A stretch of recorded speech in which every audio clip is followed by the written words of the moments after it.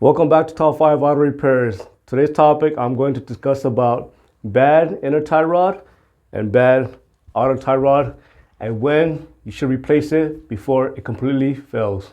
So the inner and outer tie rod is part of your steering system. So basically this is your steering system, and the inner tie rod is connected over here inside the dust boot, and the outer tie rod is connected on the end where it connects straight to your suspension.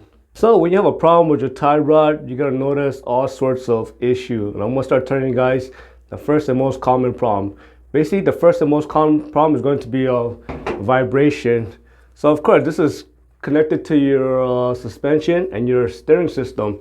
And they just say if something is completely worn, they just say on the inside over here, it can create like some sort of play. As you can feel over here, right? You can feel like there's gonna be some sort of play. You might even, and when there's excessive play or movement, it's gonna cause strong vibration. For example, since we know that the outer tie rod is connected with the racking pinion, the racking pinion is gonna be connected straight to the steering shaft, and it's gonna go straight to your steering wheel. So what's gonna happen as you are driving, and let's just say you are holding onto your steering wheel, you're gonna feel a vibration inside your steering wheel, and you're gonna feel like it's gonna be shaking like this as you are driving. So you're gonna feel that at all speed, and especially when you're going faster, you may feel it. It may become much more intense. The next common problem is going to be noise. You're gonna hear some sort of clunking noise when turning left or turning right, or you're gonna hear even a knocking noise as well. So we know this outer tie rod is mounted on the suspension, and it moves in and out like this as you turn your steering wheel left and right. So basically, you look over here, you can see this dust boot is completely worn over here, and it allows the grease to leak out and dirt introduced into your tie rod. So as it's moving in and out like this, it's gonna start creating that clunky noise. So that's how you know it's time to change your outer tie rod. And the same goes to your inner tie rod if it's also making that clunky noise as well when you're turning left and right.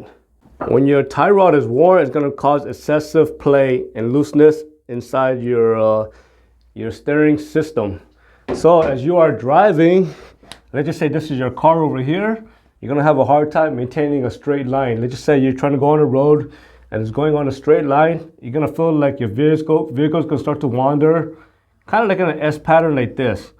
It may also slightly wander like this. You're gonna find it difficult to maintain that straightness, and that's how you know that it's gonna be an inner or outer tie rod issue.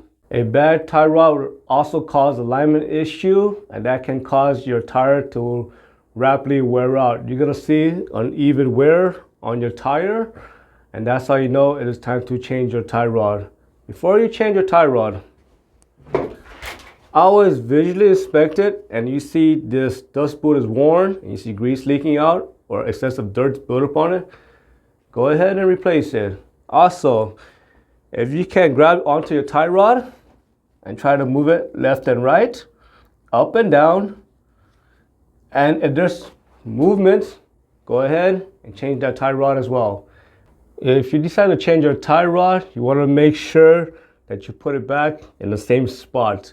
Otherwise, you're gonna have very bad alignment, and of course, you're gonna have to bring it to alignment shop and get it fixed. For example, let's just say you loosen this bolt over here and it's connected to your inner tie rod. So what you wanna do is you wanna count the turns. For example, 1, 2 turns, 3 turns, 4 turns, 5, 6, 7, 8, 9, 10, 11, 12, 13, 14, 15, 16, 17, 18, 19, 20. So that is 20 turns. So when you install the brand new outer tie rod, go ahead and turn it in 20 times, and go ahead and lock it with the nut. As always, thank you for watching. I hope you found this video useful. Subscribe to Top 5 Auto Repairs.